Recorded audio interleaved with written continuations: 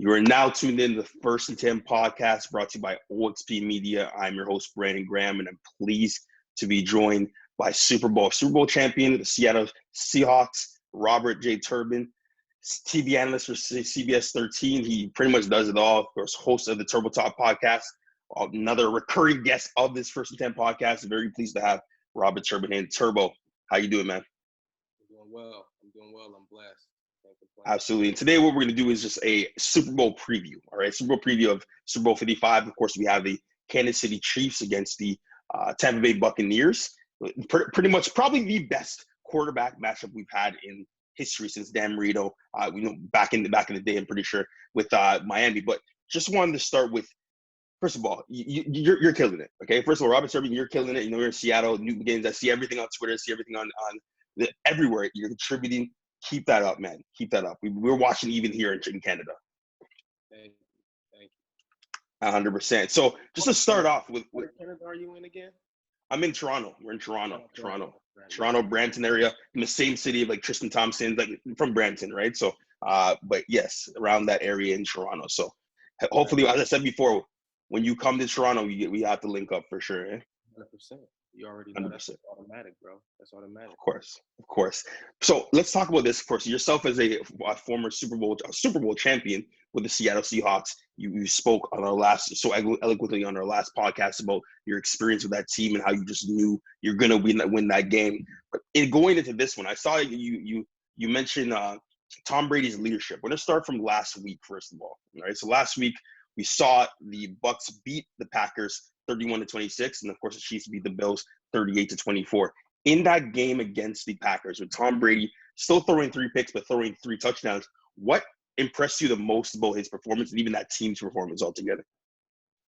Yeah, I mean, Tom Brady obviously was the catalyst, got that thing jump-started in the first half. You mentioned the struggles that he had in the second half, but here's the thing about the Tampa Bay Buccaneers and that team and the leadership of Tom Brady being on display. A lot of those teams, you have 3, turnovers in the second half. Things, aren't going your way.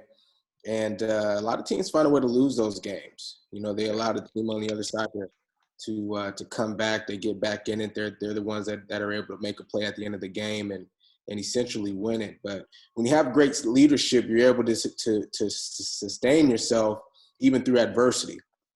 Even when the game is tight, even when the game is close to being, done, right? You're in the fourth quarter, it's crunch time, it's clutch time, and you're in those type of situations. Sometimes things are just going to go your way every time. The ball's not going to bounce your way. And you saw that with the Tampa Bay Buccaneers. You saw that with the Green Bay Packers as well in that second half. What team was able to sustain their composure? Which team was able to stay poised throughout that second half, through those mishaps, through that adversity? And it was the Tampa Bay Buccaneers. Now, is that 100%, on Tom Brady and his leadership? No, absolutely not. There are other factors that play into that. They have other leaders on that team. Obviously, Tom Brady can't rush the passer. He can't guard a receiver. He can't make a tackle on a running back as a linebacker, right? His job is to throw the football and hand it off when he's supposed to as well. But at the end of the day, and you've heard other players on that team mention it as well, just having Tom Brady in that locker room gives you a sense of belief that just doesn't exist when he's not in the locker room.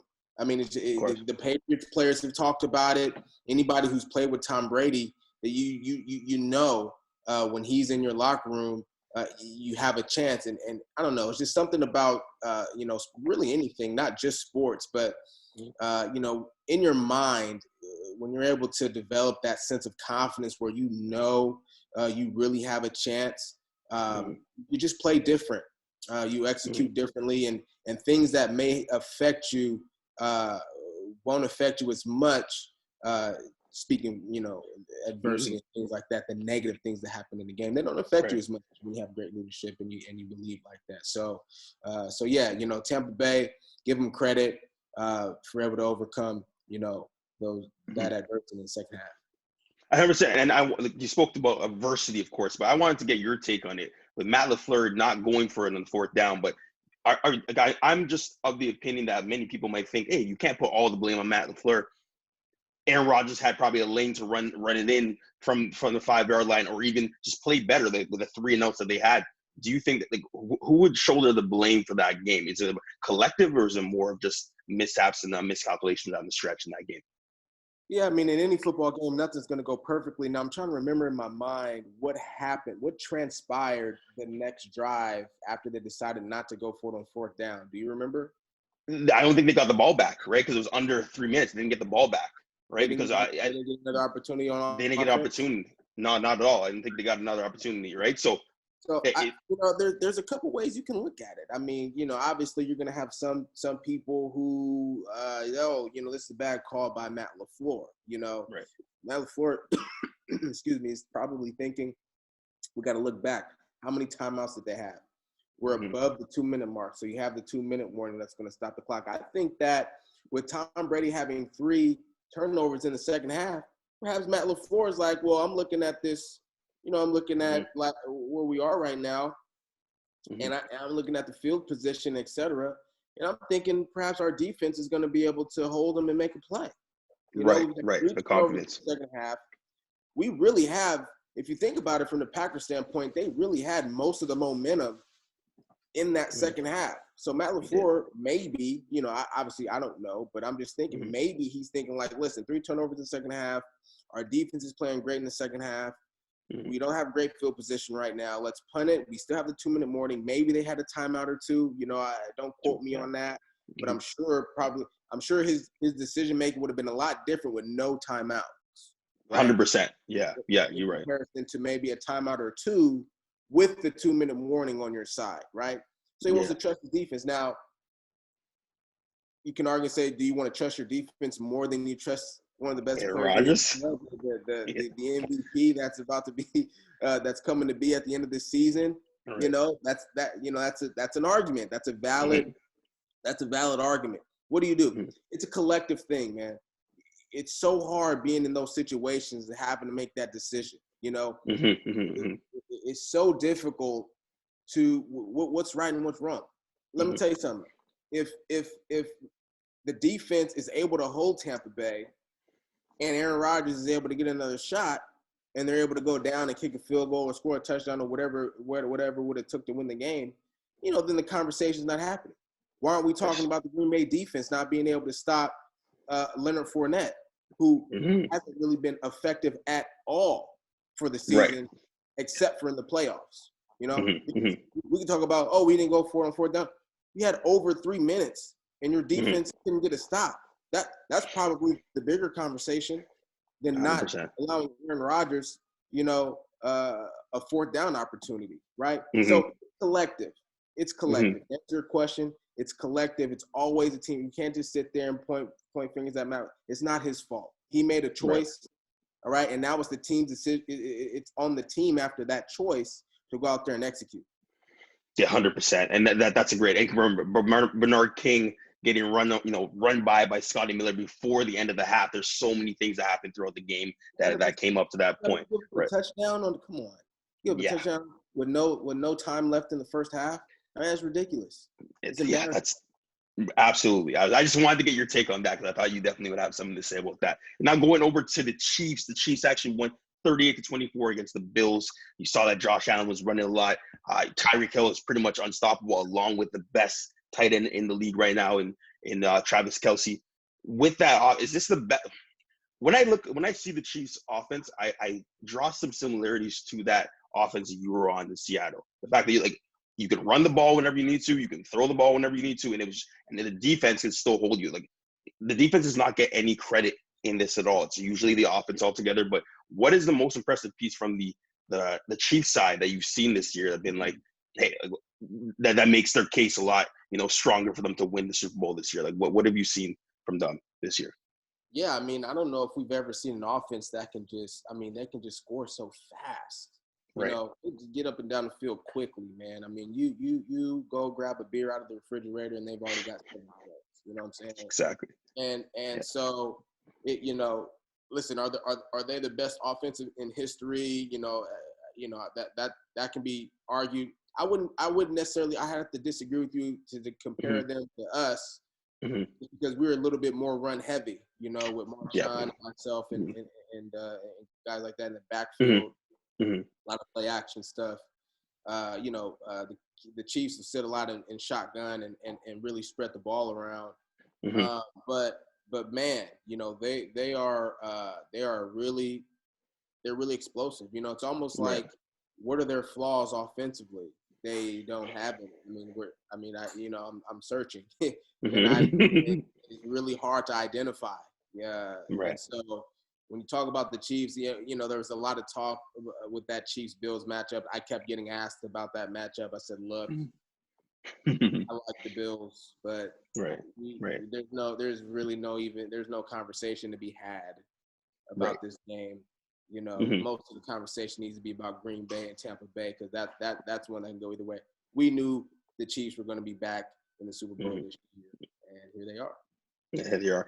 What I meant is my point is like the choice that you have. You have Russell Wilson that can sling it across the field to Curse and many other guys, and you have the option. Of course, you guys were run heavy. I knew that, but you guys can run when you wanted to, and you can throw when you wanted to. But I know exactly what you mean. Well, the similarities is totally different offense. But now coming back to seeing the Chiefs offense and comparing it to how they match up with the Bucs defense. They're playing like the Bucs defense is playing lights out. You have Devin White. All right, you have guys all over the field that can run. You Jason Pierre-Paul, Dominican Sue, that line is strong. How do you think the defense matches up with the offense? Do you think they can be stopped at all at this point? Well, it's going to come down to the line of scrimmage. That's what's going to come down to. Now, we know that the Kansas City Chiefs are going to have a couple of offensive linemen out, seems like, in this game. Yeah. Obviously, that's not a positive. That's not something you want to hear if you're a Kansas City Chiefs fan. Now, we've seen throughout these entire playoffs, guys come in as backups and really step up and really be able to hold their own, and that's what is expected of you in the league. But listen, Tampa Bay Buccaneers front four has been pretty dominant throughout these playoffs this year, and they're going to be tough to stop. I think that Tampa Bay in the secondary, they aren't spectacular. I think they're very opportunistic. What I mean by that is, they'll make a play. They'll get a pick. They may force a fumble or something like that, but they're not the type of defense that sustains dominance through 4 quarters of a football game.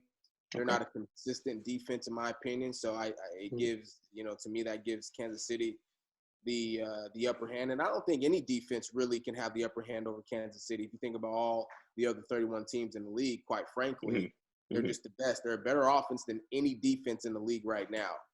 But at the end of the day, if Tampa Bay can apply pressure, because that's how they're successful on defense. It all starts with that front four. Jason Pierre-Paul and those guys up front, if they can be a problem for Patrick Mahomes and that offensive line, you're going to see this Tampa Bay Buccaneers defense have a lot of success. 100%. That's a great point. But one thing I will say to that is Patrick Mahomes is number one in every category for just playoff records. The number one in passer efficiency, number one in TDs versus interceptions, and number one, most importantly, against a blitz. Right? He has 17 touchdowns against a blitz this year. So that's definitely something to kind of speculate and see, of course, when the Super Bowl does come, man. But Tampa on defense, I don't think they blitz a lot. I think they try to every now and then they bring a nickel fire or something like that. But if you can get any team's dream, any defensive coordinator's dream is to say, hey, I don't have to blitz anybody. I can get pressure with my front four. You can do that. That gives you an advantage defensively. 100%. And if you're Bruce Arians, all right, is your last hope right now for this game? I'm going to get your prediction really soon, but kind of just gave it to me. But is your thought process of your Bruce Arians, the fact that you want Tom Brady to have the ball in the last 2 minutes to have a chance, say if this is because I see this game being pretty tight down the stretch altogether. I don't know what your opinion is. Well, I'm sure Bruce Arians would like to blow these guys out. Of course, just like any side. Who wants to be in the tight one? Of course. It's nice for the fans watching and maybe some of the ratings and things like that. But if you can win by 2 or 3 touchdowns, that's certainly ideal. But I think for Bruce Arians, he just wants Tom Brady to be himself. I don't think he's in a fantastic position as a head coach that he's got a guy at the quarterback position who's going to his 10th Super Bowl. So it's like, what do you even need to say? I don't care if Tom Brady has the ball last, or he has it first, whenever. Anytime he has the ball, it's great. It's a great situation for our football team, right? Yeah. So all he's got to do is be himself, be Bruce, be Coach Arians, and coach his team, and allow Tom Brady and the other leaders of that football team to kind of take over and lead, go out there and execute, and try to win the Super Bowl. 100%. And speaking of the Super Bowl and Super Bowl week, which we're certain in right now, we have a few more days until the Super Bowl. How is the lead up to, like, how do you guys get with the 2 weeks off? Of course, like, is there a certain level of focus you must have because there's so many different distractions? Like, how are those players you anticipate going through this right now, since you have experience being in the Super Bowl? Yeah, I mean, listen, when it's your first time at the Super Bowl, there's so many more distractions than you could even imagine. Now, with COVID and everything going on this year, I think it's helped a lot of first-year Super Bowl appearance guys. There's not as much stuff you can do. So there's not as much distraction. There's not as many people. There's not as many media and stuff like that pulling your arm and doing this and doing that as you prepare for the game. But, when you fly out, and you get there, and same thing for the Chiefs. The Chiefs have experience, so they're probably just kind of, we've done this before, but every time is exciting. But when you first fly out, man, it's just so many things going on in a normal world, where you're gonna take the first 2 or 3 days to kind of get adjusted before you fully mentally lock in. I think the important thing in any championship scenario is just do what you've always been doing. Keep your same routine, and you'll be fine. Treat this game just like any other game, and you'll be successful. It's really when you buy into the hype or allow yourself to be distracted by the outside noise of being in the Super Bowl, where you kind of get off game or you're off kilter. At the end of the day, when the ball gets kicked off, it's the same football game. It's the same football game that you've been playing since you were a kid. So, when you think about it from that standpoint, as long as you have the same, kind of consistent mindset that you've had all season, you treat the game like any other game, you'll be able to avoid the distractions and have some success out there. Really well said. And last thing I want to ask you, I just want to get your opinion on this as well too. With Eric Bieniemy, like Deuce Staley in Philadelphia as well. Is there an actual problem in NFL right now with not being able to employ head coaches that are black, or is there something that's probably missing, or do you think it's just the nature of what's going on? Like, what's your opinion on the fact that the representation at the head coach position isn't as high as it should be, given how much the representation among players are from the black descent, of course, in the NFL? Yeah, I mean, first of all, it is a problem. Second of all, it's I forget the second thing you said. The pretty much how much players there are, and like there's such a high percentage of black players, and the fact that there aren't enough head coaches, pretty much 2 or 3 head coaches right now that are black. Man, it's a problem. It's a real thing, and if you don't think it's a problem, I would just look at the results over the years, the history of the game. I mean, like, you can't sugarcoat it. You can't hide it. Nick Sirianni. Now, let me tell you something. I played for the Colts. I remember when Frank Reich and that staff was hired in 2017. I was there for 17 and 18 with that staff. And I love Nick. I think he's a fantastic coach. He is not ready to be an NFL head coach in the league right now. I'm telling you, all right? He needs like a couple more years of maturity, bro. I've been around this guy. Like I know how he coaches. Right. You're kidding me? Yeah. You know what I'm saying? Yeah. No, 100%. Like, and so but you had Deuce Staley, who's been not only did he play for you, he has been a staple in that in that organization for years, 20 plus, 100%. Playing and coaching, becoming an assistant head coach, was under Andy Reid and went, was part of the Super Bowl run and the bad years and the good years and the playing years, and you don't even consider him for your head coach job if you're the Philadelphia Eagles. You go and get Nick Sirianni, who doesn't even call the plays. Exactly. For the Colts. He has the title offensive coordinator. Mm-hmm. It was Frank Reich doing it. He's a hype man. He's like he's still young. Like he still has a young, like, and what I mean by that is like, when you're young, you're kind of moody. Mm-hmm. Mm-hmm. Mm-hmm. Right? So, so some days he's, Nick Sirianni, and some days he's like, Nick Sirianni. Come on. You don't want a head coach like that. I'm just being real. Yeah, 100%, man. Yeah. No, I hear you. What type of team do you want? I mean, what are you looking for? What do you look for? You have Eric Bieniemy, championship experience. Deuce Staley, championship experience.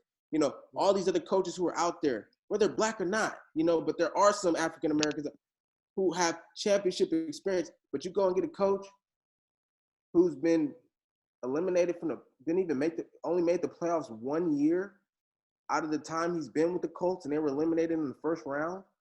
You want the coach who was with the Chargers for a number of years, and probably I don't even think they made the playoffs with Phillip Rivers for the time that he was there. If they did, it was one. They were one and done, wild card. So I don't get it. I don't get it with these teams. I don't know what the Art Rooney, the Rooney Rule, what it's really in place for.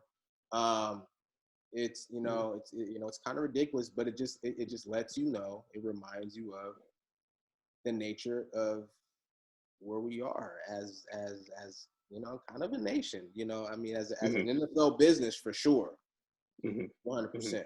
So it's disappointing. This is really disappointing. I had to ask you that because I knew you have an opinion on that, man. But hey, really appreciate you having you on and give me. I'm sorry, got mixed up there. What is your prediction? Who do you have winning Super Bowl 55? How do you see it actually coming? This question, man, I wasn't ready. Oh, okay, you're not ready. Okay, sorry. It's too hard. Like it's too hard because you can't bet against Brady, bro. The Bucs were struggling this season, and then it was just like, they're not gonna. You can't bet against Brady, man. Get back in the Super Bowl, but at the same time, it's like, yo, Mahomes and them boys in KC. Problems. It's a real deal, dog. Like it's the truth, bro. Like they are for real. I think Kansas City pulls it off, bro. There we go. Okay, there you go. You have a prediction right there. Now, I wouldn't mind. I wouldn't mind Brady winning, honestly, because I like dominance, bro. I mean, let's put some respect. You know what I'm saying? If you were the quarterback at 43 and you had an opportunity with your seventh, I'm dominating. I'm the best. Period. Nothing with that. I ain't hating on that at all. Keep winning. I respect that. I respect that. I was actually going to say I'm going to take the Bucs as I see Tom Brady getting it late. I can't. Every time I bet against this guy, he wins. I'm not going to lie. Right. He wins all the time. Yeah. Hey, it happens. I got to pick different teams for different platforms so I can look like I know what I'm talking about. You know That's exactly what I'm going to do. So it's hilarious, man. Hey, but really appreciate having you on. It's a pleasure every single time I get to chop it up with you. Of course, I do have some more to ask, but I think we got everything right there. Hey, man, I'm just looking forward to this game, looking forward to the season, looking forward to seeing more what you have to do and like what you're going to spread around as well, too. So, hey, really appreciate having you on, man. Hey, man, thanks. Take care, bro. Take care, man. Have a good one. This is the First and 10 podcast. Keep balling. Peace.